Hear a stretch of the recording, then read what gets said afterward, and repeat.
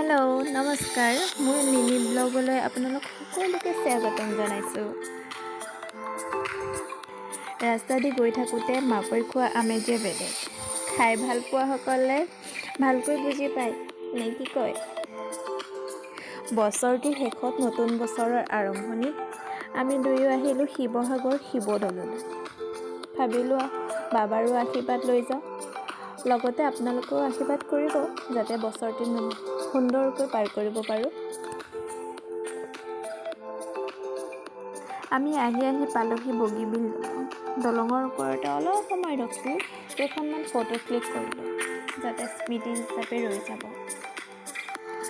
অলপ সময় দলঙৰ ওপৰতে ৰখি আমি আগবাঢ়িলোঁ নতুন এটা দিশত। ক'ত গৈ আছোঁ, কি কৰি আছোঁ আপোনালোকক লগ পাম নতুন এটি ব্লগত। মোৰ এই নতুন ব্লগটিক আপোনালোকে আঁকোৱালি ল'ব বুলি আশা কৰিলোঁ, লগতে মৰম দিব।